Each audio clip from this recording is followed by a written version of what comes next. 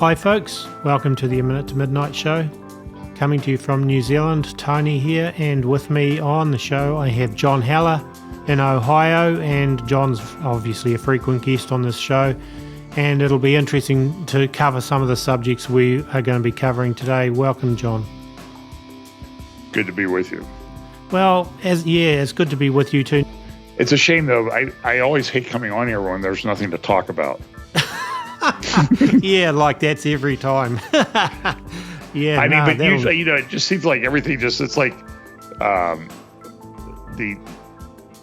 sometimes people send you an email and you don't respond to them. And so then the next one is really extreme. And then the next one is in all caps and they're telling you all this really crazy, crazy stuff because they're trying to get your attention. And so I feel like, it's like the volume keeps getting turned up at the annoying party next door. So you're paying attention to them and listening. Because there's a lot of stuff going on. It's very bizarre. I did a radio interview this morning about our church for a local. They have a thing they've done for years, Church of the Week. So they've done hundreds of churches. So we're coming up next week. So we're talking about the church and everything. And I told them about, I've been doing these prophecy updates for a long, long time. And it used to be I would do prophecy. I would do a teaching, and then I would do the 10 minutes of maybe what I thought prophecy-related news was. This is back in the early 2000s. And now it's like, well, I'm going to cut off after an hour and a half just because I don't want to bore people listening to my voice too long. And because I could go for 3 hours more after going an hour and a half. I did somebody with somebody last night, and I think we went 2 hours and 10 minutes. And we didn't really we sort of got off topic in the first 20 minutes and talked about all this other stuff because there's just a lot of things going on that I think are prophecy related. And that's sort of what I've always talked about is, I've sort of came up with the grid for a Canadian conference I was doing 2 years ago where I have acceleration, convergence, logistics, and understanding that all these things that are prophesied, they sort of have these elements or they fit within the acceleration and convergence thing. And that's one thing you see everywhere you look. Sunday, I referred back to a Financial Times article from November. I think it was November of it was October 29th, Financial Times op-ed page. And the guy talked, welcome to the world, the age of the polycrisis. And if you notice a couple months later, that was the theme that Klaus Schwab and everybody was talking about at Davos. We live in the age, welcome to the world of the polycrisis. And that comes from a French philosopher back in the 90s. But I was using it in a title back in October based on that article in Financial Times. And it certainly is the age of the polycrisis because it's like, what's today going to be like? And I was thinking with PM had a little health issue last week, a little allergic reaction, and we think to some eye drops at the eye doctor, and they had her blood pressure went to like 330 over 180, which is not good. And she's having bad chest pains and everything and flushed feeling. So the eye doctor that she was at called the emergency squad. So they took her by emergency squad over to one of the ERs, and she's fine now. Everything's normal and that type of thing. But it's sort of like, well, what's next? It's just like, what's tomorrow going to be like? And I was thinking, like, it'd be really great if we could just kind of roll back to 2019 and kind of start over. Not that 2019 was that great, but compared to what we're going through now, it actually was pretty nice. Well, certainly things are escalating, that's for sure. And it feels very different than it did before 2019, I have to say. But man, I mean, as a New Zealander at the moment, we're going through, well, we've had Cyclone Gabrielle hit here a few days ago, and it's done widespread damage to New Zealand. I mean, it's probably going to end up to be the most costly weather event ever in the history of New Zealand, I think. So far, at least 5 confirmed deaths. I think there'll be probably considerably more because there's still a lot of communities completely cut off with no communications. And it's certainly unlike anything I've seen, apart from maybe 1988. We had Cyclone Bola But I think this may even surpass Cyclone Bola. And for those in the northern hemisphere, basically, it's an equivalent. It's just another word for a hurricane, really. We just call them cyclones down here. And it was masses of wind and heavy rain, and flooding has been unbelievable. Luckily, right where I am, we got hit, by the wind and the rain pretty hard, but we haven't got the flooding. But I don't have to go far from here, and there are flooded out areas, and I've taken photos and video of some of it, and there are.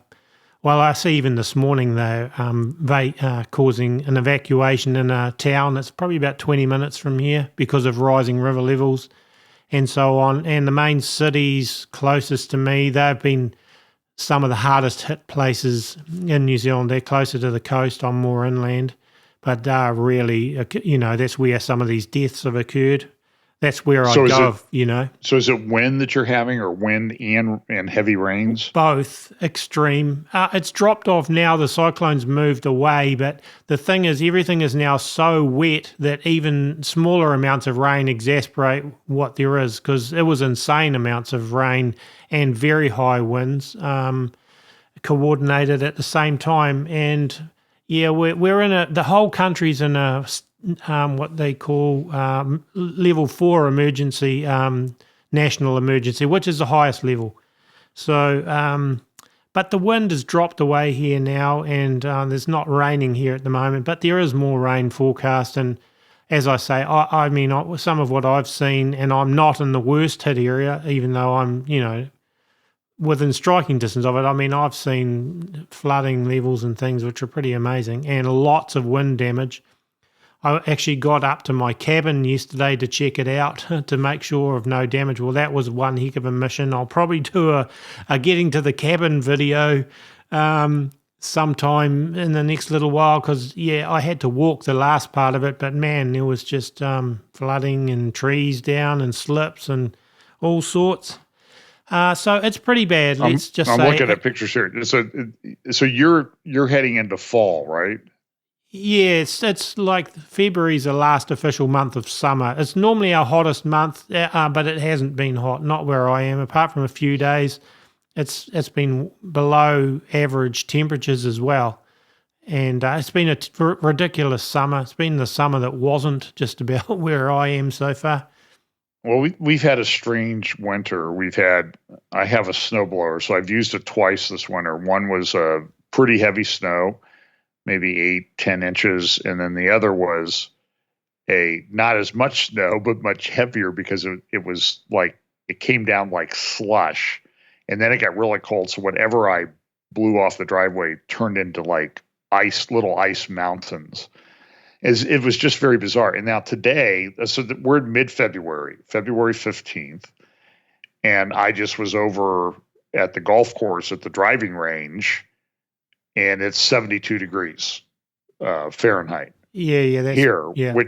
But tomorrow's supposed to be 22.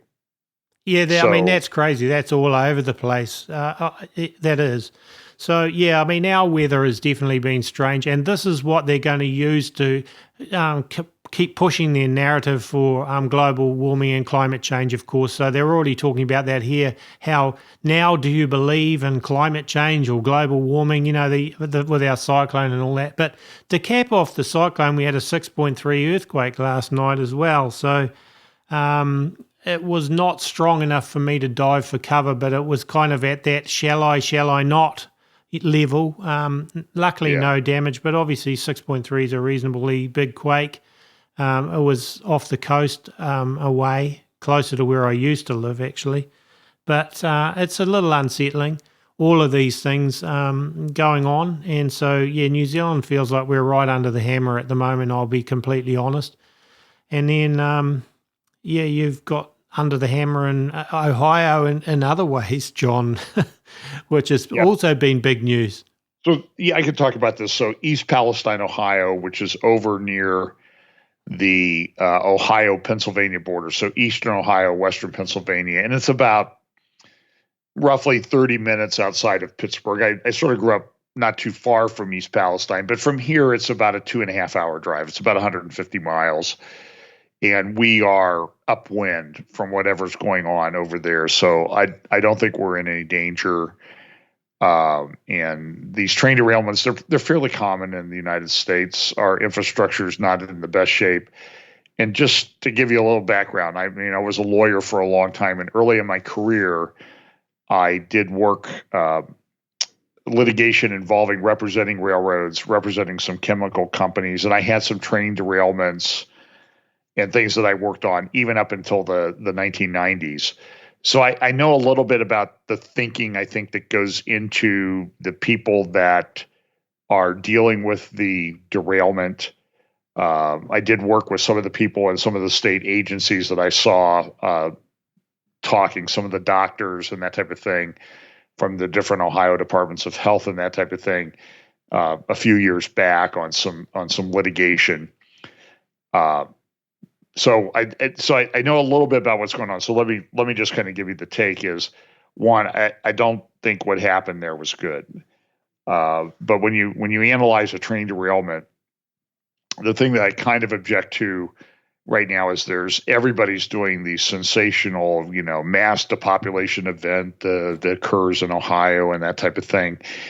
And I don't know that's happened. One, if that's going to happen, it's going to take a while, maybe a couple decades to figure this out, exactly what happened and what the exposures are. So when you have a train derailment, what people want to do is you want to look at what was spilled, how toxic is it, at what level does it become toxic to human beings' life, water tables, that type of thing, and how are we going to contain it and deal with it. Now, what's interesting about this derailment, so I'll be upfront with you that right now my gut tells me that there is a good possibility that this is a Russian sabotage operation as part of the ongoing conflict in Ukraine and Russia, which the United States, Russia has said, we're at war with you guys. And a German minister said, yeah, we're at war with Russia. So I really do think that we're in the beginnings of World War III. And Russia's making all kinds of claims and bombastic claims about what they're going to do, how they're going to do this. And I'm looking at a Norwegian Defense Forces report about Russia, and it says Russia deploys nuclear armed ships for the first time in 30 years. Tactical nuclear weapons are a particularly serious threat, the intelligence report says. And it does. I was translating it from Norwegian with Google Translate. So in the context of that war that's going on, and remember, one of the seminal moments in that, now almost a week from Friday will be 1 year anniversary of the Russian-Ukraine war, when Russia invaded Ukraine. One of the seminal events was the bomb attack on the bridge in Crimea. It's a multi-tiered bridge, very long bridge. It has a couple. It might have 3 travel lanes, 3 travel spans, and then it also has a railroad span. And the Ukrainians will clearly claim that they did this, and I've becomes friends with a pastor in Ukraine. So I've spent many hours on the phone with him and talking to him over the last couple of months. I just talked to him last Monday. And they say, we did this. And it was an amazing operation because the truck blew up and the train was on the tracks, going the same direction as the truck. But when the truck blew up, it was right when the fuel oil cars on the train. So whoever blew it up was either incredibly lucky or it was an incredibly well-planned operation. And I'm thinking the latter, because there are probably no secrets in the world today. So they would have known, Ukraine would have been able to figure out that this train was carrying, assuming they hacked into the Russian systems or whatever, this train was carrying fuel oil and it was going to be going along here. And they timed this truck to explode when the fuel oil cars were right alongside the truck, even though they were going the same direction, but at different speeds. So it's an amazing operation. And that fire, my understanding is, I believe the rail span is still not operational. They've been able to restore some of the travel lanes on the bridge, so they can use the bridge to move equipment and things from Russia across Crimea into areas of Ukraine. But Russia has always sort of the way that Russia moves troops, armaments, equipment has been by rail. So not having that rail is a very big deal. So you also have this article that came out last week by Seymour Hersh, who usually has truth in his articles, but I believe he sensationalizes it because he's very anti-American in his orientation. And that's okay, but you just have to kind of filter what he says. And he says the United States did Nord Stream. So if we did Nord Stream, there is a good chance, I think, that Russia caused this train derailment in East Palestine, Ohio. And it's in kind of an important area. It's in area near a lot of farmland, a lot of agriculture, and there's water that drains into the Ohio River. And there's some claims that that the Ohio River is already contaminated somewhat with vinyl chloride. So when they get these train derailments, this is based on my experience as a lawyer who worked with railroads who had these problems, because they're going to be, believe me, this is in some respects, this is kind of a lawyer's dream, because there's going to be litigation over this for a very, very long time, assuming the lawyer doesn't return, which we're hoping for at this point, even more so than we did before. But so you have to figure out what was there. But there's also some video that is circulating now of security camera video of the train 20 miles before the derailment, and there's fire coming from a couple of the train cars. Now, that fire could be caused by something across the track. It could ignite. Let's say that the cars were carrying wheat or something like that. That's highly flammable. And when the fire happens, if the fire's just when a rail car is put on, the top part is put on what they call the trucks, the wheels, and it just sits on top. They don't fasten it or anything like that because it's so heavy. They don't have to do that. But when it starts to crash, it can do. And so it could be possible that this fire, it's not hot enough to melt the steel, but sort of like some of the theories on 9/11, it's hot enough that it weakens the steel. And so the wheels change over time. They will get out of alignment, and you just need to get one of these cars going, and boom, you got the whole thing piled up. So I don't think it's a highly complex sabotage operation, and everybody's infrastructure in the world is highly vulnerable to these type of things. So I wouldn't put it past Russia, because they've been saying, they're going to do things to us because of Nord Stream, and they hold us responsible. And there's this article last week, and then the article kind of comes out, and it's sort of in Russia's face. Are you going to do anything about this or not? That's what pro-Russian people would be saying. So that's what I think happened. So what happened was, though, the train derailed. It had a lot of vinyl chloride, and vinyl chloride is very common, used in manufacturing, like for PVC pipe and that type of thing. Polyvinyl chloride is the technical name. And it's toxic at certain levels. And I think what happened was they saw the problem that they had. So I'm going to try to walk you through what I think the people that were dealing with this were thinking. I know everybody wants to say, well, they were planning on making it as bad as possible. And I don't know that. I mean, there are people in Ohio and these different government agencies. They want to deal with this problem because it's not good for them politically.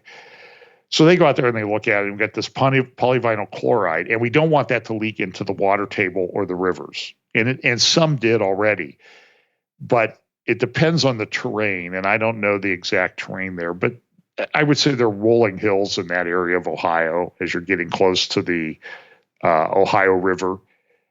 And the rivers, there's pretty heavy stream and river system there. There's a lot of rivers and streams. And so they don't want it to get in the water table, because you get a contaminated water table and you're just at a point where people can't live there.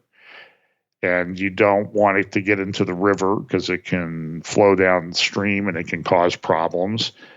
Although the Ohio River is a pretty big river, so it's going to dilute things to a pretty big degree.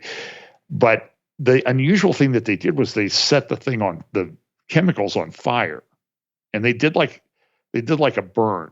Now the question is it a controlled burn or just a crazy burn? But now you see this almost like black toxic mushroom cloud of chemicals burning there in East Palestine, and it's blowing downwind. And there have been a lot of reports that there are poultry farmers, a guy who raises foxes, that the animals are sick, they've died, and that sort of thing. I don't know that anybody has died, but they were told to leave. And the governor in this announcement, Governor DeWine, said, you need to get out. We need to get out because this is very toxic and you can't stay here anymore. And then there was an incident where a reporter who was trying to ask some questions was arrested or taken away by the police. So it's sort of a piling on of all these things, and everybody says, oh, well, they're really trying to do something. So they're either trying to do something or maybe they're just incompetent and they don't know what to do. And it's a difficult situation because you got this chemical and you can't let it get into the water. But if it's in such a terrain where you can't contain it to keep it from getting into the water, the choice then the rational choice seems to be, well, burn the thing, burn the stuff. And with the wind blowing and everything, it'll dissipate the gases that come off of burning this one of which is phosgene and that type of thing. So I don't know what their thinking is. I'm just telling you based on experience and having walked through this with people that have been involved in this before, that these are some of the things that they were thinking about. But we have a problem there. And it's a problem that could exist for a long time now. I don't know the half-life breakdown characteristics of polyvinyl chloride. I know that I had some litigation involving PCBs many years ago. They stopped manufacturing those about 1979. But that didn't deal with the PCB problem, which were in these transformers, electric power stations, pumps that that help pump gas and everything. We have this incredibly complex and extensive pipeline system in the United States, and you'll have a diesel pipeline, you'll have a gasoline pipeline, you'll have oil, you'll have natural gas and everything. So they're pipelines all over the place, and they're protected somewhat because they're mostly underground. But they have to have lift stations and pumps and that type of thing. And so at these pumps, they would lubricate. The lubricant would be a thing called PCBs, and it contains dioxin, which is really toxic. And the reason they used the PCBs is they never broke down. You never had to change the oil because they were in these machines for years running, and the oil still maintained its lubricant characteristics. But then the problem with PCBs was why they were so welcomed by industry. Industry liked them because they didn't break down, and they were toxic because they didn't break down. Yeah. And so if they seeped out into the environment, which they did, these things are there for hundreds of years without breaking down. And that can be a problem. So I don't know the breakdown half-life. The thing is, John, we don't also know whether there are other chemicals in those wagons either, because they haven't really said, have they? There's how many wagons was it? 20 or something? 20 carriages with chemicals in? Yeah, and those carriages these, you get a rail car and you load it up. You can load it up with, it's like I've been inside like a grain car, and it's like ice in there because they want they coat it with something so that if you get in there and you slip and fall, you're going to the bottom. And it's really hazardous, but you get the grain dust, but you put tons and tons and tons and tons of grain in one of those cars. So by the same token, there's probably, I don't know the characteristic. I've heard like 10 million pounds of chemicals in these cars that derailed. So if they're 20 cars, that would be 500,000 pounds. That would be 250 tons? That probably seems a little bit high to me, but there's a lot of stuff there. Yeah. And we don't know what all of it is yet. And then the other thing you don't know is what happens when the tanker breaks open and it mixes it with something else. Exactly. The mixture of the chemicals. That's where I was going. Yeah. And I'm just saying is if somebody's doing a sabotage operation, and they know this, they've caused a lot of problems for a lot of people, and they've disrupted a lot of lives. Now it's a relatively rural area, but it's only, I think you can be downtown Pittsburgh in 30 minutes from there. So it's, and Pittsburgh's a big city. And then what happens with the wind? So where we live, we're 150 miles away roughly, but we're upwind. So the wind's not blowing, the prevailing winds do not blow our direction. And now it's been out there for about a week or so. And so it's dissipated, but there's still stuff on the ground. But they're not being very transparent. And the feds, the federal government aspect, which would probably fall under Peter Buttigieg's responsibility, have been pretty much, you would say, absent from the whole situation. Well, now he's blaming Trump. Trump era policies for the derailment. That was I saw this morning. But yeah, I mean, it's a concern, the whole thing. And Holly's been worried too because her family are in Weirton, West Virginia, which is also not very far from there. Yeah, I'm going to guess it's probably about 30 miles south of where this happened. Yeah, roughly. Yeah, and then the Ohio River flows down there. So I don't know the area right well. I can Ohio. sort of visualize it, having just driven through, very briefly. But yeah, it's kind of, so she's a little. Well, you're worried. down in that area where there's really not a lot of ways across the river either. No. It's so yeah, listen, the bottom line is this is not a good situation for anybody. Yeah. And the government seems to be rather detached or incompetent in the way they're dealing with it. And they're not, the worst thing they can do in these situations is not be honest with people, like what's going on and what's going to happen. And so now you have a community, it's not a big town, but you have this community and they're like, what's going to happen to us? And nobody knows. And so people are like, I'm leaving, I'm never coming back. And these things can devastate a town. There was a famous chemical problem up in, I can't remember what the name of it was. It was sort of an American Chernobyl up around Niagara Falls with toxic chemicals that were in the ground and everything. And it's so that I'm looking at the map here. It looks like the leak area on Google Maps is almost right at the state line. The Ohio-Pennsylvania state line. But you can see that there are creeks and everything that drain into the Ohio River, which is not that far away. So I think people that don't realize that you've kind of got that junction of West Virginia, Ohio, and Pennsylvania are all pretty close in that. Correct, so 3 states impacted. Yeah. Yeah. So south of there there's a town called East Liverpool, which is on the border, the Ohio River. That when you get south of there, about I'm thinking, you're maybe 10 miles south of the Ohio River, which would form the border then between Ohio, Pennsylvania, and West Virginia. It kind of flows through there. So it's a conjunction of these 3 states, and it's only 30 miles from Pittsburgh. And the wind would probably, the prevailing wind and the way the plume, that's the area of toxic exposures, looks like it's in the direction of Pittsburgh. But I don't know that it goes that far. I don't know what the winds were. This is something people are going to be analyzing for a lot of years. Yeah. But again, my initial gut reaction says that I would not rule out Russian sabotage, and the fact that 20 miles before the derailment, there seems to be some video indicating that there was already some kind of fire going on in at least two of the railroad cars. Yeah, it's just a little suspect.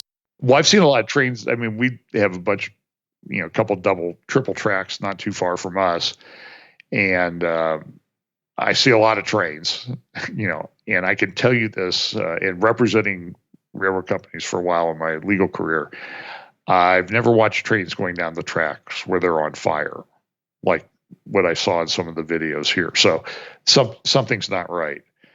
And and these trains, they send out signals I've been in these big train operation centers like down in Norfolk, Virginia, and they can tell you where every train, every car, and everything is, and the whole rail system of, like, in that case, it was Norfolk Southern Railroad. It's an amazing board. And this was 30, 40 years ago that they had this. You can imagine what they have now with the technology. So it's a big deal. We don't know what'll happen, but it's just one thing that you add to the mix. It kind of, I guess, got our minds off of the war in Ukraine, the bad economy, and the balloons all over the place. Or maybe the balloons were to distract us from something else that's going on that we shouldn't be paying attention to. That's another weird thing that's going on in this world. Yeah, it certainly is. Okay, so as our time's going on, so what do you make of the situation? You mentioned Russia and the Ukraine and the potential World War III. Maybe we're already in the early phases of it. What are your thoughts on what's been going on in that arena? I probably have a little different view than some other people, just because I've become acquainted with this Ukrainian pastor friend, and I asked him a question last week, and he said, "I'll get back to you when I have electricity and internet," because Russia's destroying the infrastructure in Ukraine, and I have a feeling that if Russia is successful in moving forward with this offensive operation, it's going to be very bad. And I did ask my friend. I said, I've heard these rumors that Russia is kidnapping Ukrainian children and taking them to Russia. Russia has a bad demographic problem, and this has been common in the conflicts between Russia and Ukraine over the centuries. And he says, yeah, it's in the tens of thousands in the last year. And so we're trying to figure out, like, as a church, what we can do. Is there some way we can help some of the Ukrainian people? I saw a video of a person, I think in Kyiv, being drugged off by Ukrainian security forces to be forced into the armed forces. And my friend had told me, listen, they've done this with thousands of Ukrainians. They've drugged them off to put them into the Russian army to fight Ukrainians. And this has been a fairly common thing. So we have a very big mess there. Let me just bring in one thing from Davos that I think is significant. People might want to look at. There was a guy at Davos on one of the panels, and his name was I think it's Alex Karp, K-A-R-P. And he's one of these really smart guys, because he's like Einstein. In fact, his hair goes in so many directions, he makes Einstein look like he just came from the hairstylist. But he's a really bright guy. He runs a company called Palantir, Palintir. And they have a thing, and he was talking about it at Davos, and then he did a CNBC interview. I'm going to try to play that in my update on Sunday, or if I get around to doing it midweek, I'll play some of that interview. He's talking about Palantir has a thing called Meta Constellation. So you can look it up, Meta, M-E-T-A -constellation on the Palantir website, and you will see this graphic of the Earth with cameras circulating the Earth, and then these dot-like matrix, these dots all connected together down below. And what he was saying at Davos was that this Meta Constellation is software that's been given, it's sort of artificial intelligence that's been given to Ukraine, and this is why Ukraine has been able to hold off big Russia in the war. and I believe it was in the CNBC interview, he said, listen, this type of software and artificial intelligence being introduced into warfare now, not just like into business and all this other stuff, being introduced into an active war situation makes Ukraine about as powerful as a nuclear power like Russia because of the software. So they can do much, much more in targeting things.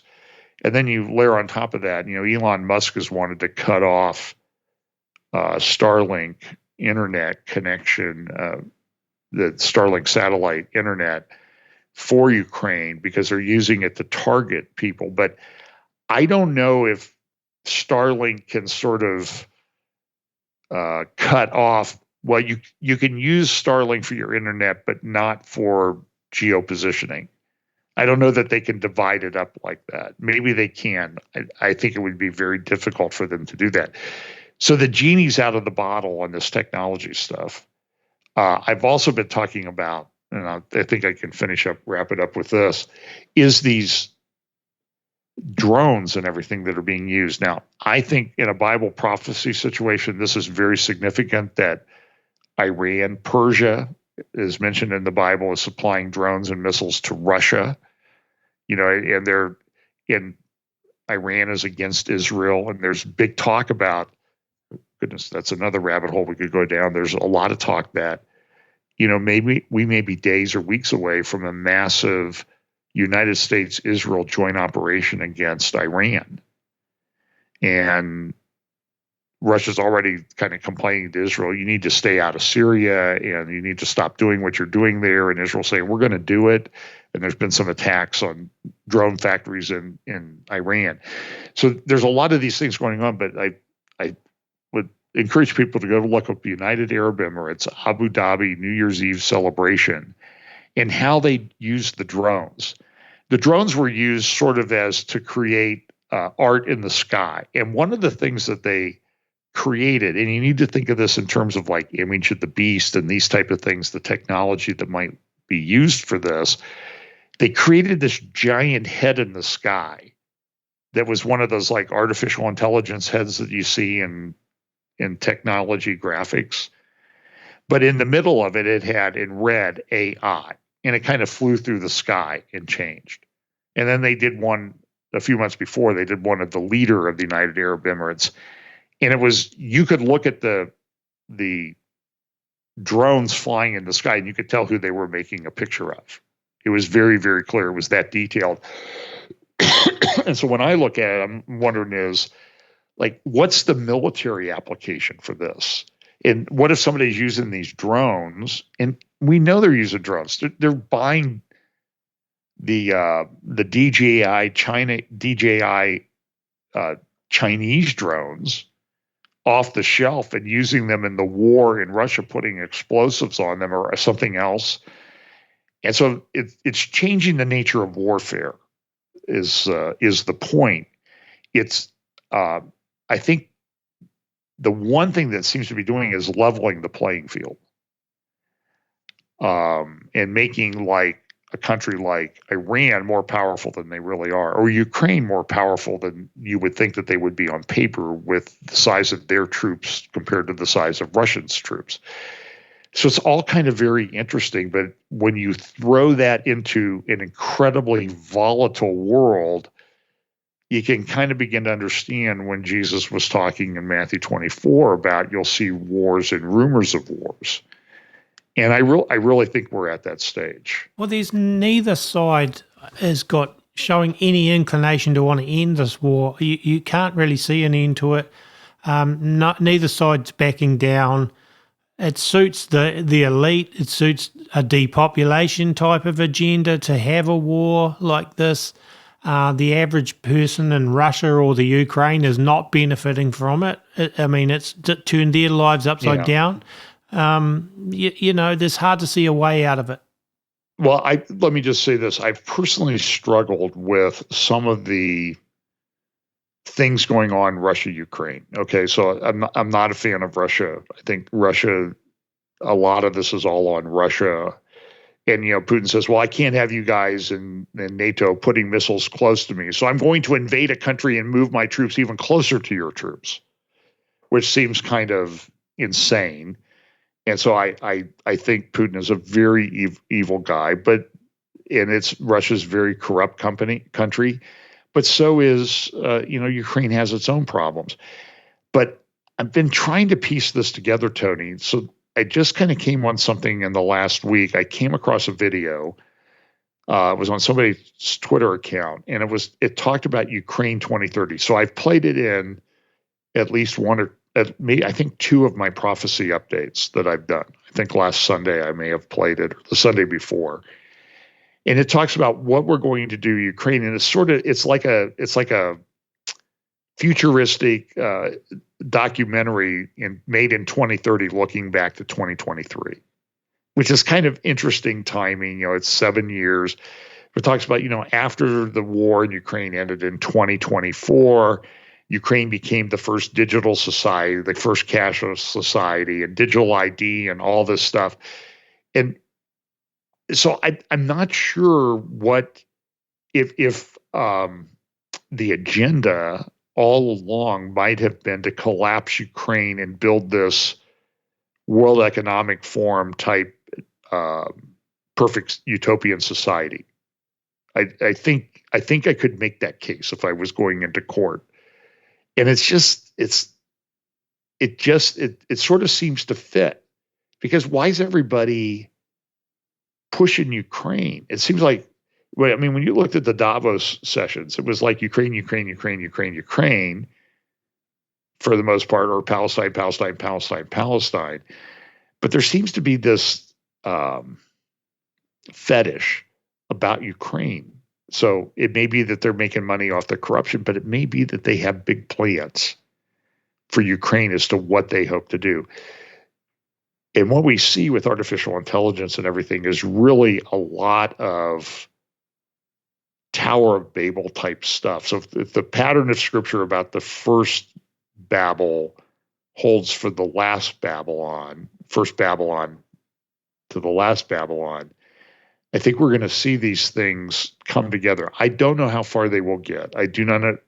I'm trusting that the Lord will intervene like he did at the Tower of Babel, that when people got too far, he just said, we got to go do something about it. And so I think with the way the technology is going, artificial intelligence, the war machines that are using it, the intrusiveness, the digital ID, the control, the social control, the central bank digital currencies that are coming, in using technology to make a lot of people worthless. I know people won't be too upset about this, but they're talking about, an enhanced thing, the next step on from ChatGPT could get rid of 2/3 of the lawyers in the world, because you'll be able to just go to artificial intelligence and say, give me a contract, give me a mortgage, give me a lease agreement. And they'll be able to do most of it. You might just need a lawyer to put a couple pieces on it. There's been law firms that have been pushing for this and talking about doing this for years. So this is just this crazy convergence of things that we see everywhere. And it's very volatile, and it's disconcerting. It's hard to figure out what all is going on and who's deceiving us and who's on our side and who's not. I'm pretty sure that there's not too many people on our side. Not people with power and might, that's for sure. That's what I think. I think the system is corrupt. Well, I heard a statistic when I was driving around. It used to be that half of the assets in the world, like 10 years ago, were owned by the 500 richest people in the world. Now half of those assets are owned by 100 people. Mm-hmm. And that's so now you have these big tech titans. And I have some Bible prophecy friends, and I'm not going to say they're out of their minds. They're saying, are these big tech companies part of the beast, the heads of the beast that come together to form this final empire? And I'm not going to discount that at this point, because they're becoming they're very powerful. They're becoming even more powerful. So I think they bear watching in terms of Bible prophecy and how all this will unfold. Yeah, no, that's true. And yeah, so much to watch. Like you started off saying the convergence, and there's so many things all at once happening. And I have to say, it is breathtaking. It's hard to keep up. It can be discouraging at times and overwhelming. But thanks, John, for bringing, some of these things, Sure. Your side of a picture that definitely bears a lot of consideration in thinking through a lot of this. So thank you again. We were sort of talking about this the other day. It was like, we ought to get it's hard to keep, you watch this stuff, Tony. It's hard to keep up. Yeah. There's so many different levels going, and you got the coronation of King Charles coming up, which I think is kind of a significant thing, especially in light of that satanic ritual thing that took place at the Birmingham Commonwealth Games a few months ago. So it's like we need this, we need to have a big symposium, think tank, and we just come and talk about it and set aside all the differences and agendas and that type of thing and say, okay, we got a very complex thing going on here as this world is unfolding and seems to be rocketing to a conclusion. How do we as Christian leaders talk about that? And so I don't know if I'll advocate for it, but I don't know if we'll ever get anywhere, but I would like to see something like that happen. Fair enough. All right. Thanks, John. Well, we'll leave it at there, but let's get together again soon and do another one. Look forward to it. Thanks, Tony. Cheers. Folks, remember too, you can find John at Fellowship Bible Chapel on YouTube. And also remember, minutetomidnight.com. Please subscribe to our website. Down the right-hand side of the page, enter your email address. And our Rumble, BitChute, YouTube and Apple podcast channels as well. And A Minute to Midnight, we do run it 100% by donations. A big thank you to people that are donating to help us. And if anyone else wants to do that, you can donate at aminutemidnight.com. And the music used, I've written, played and recorded. So that's it for this episode. God bless, and God willing, we'll be back with another one in a few days' time.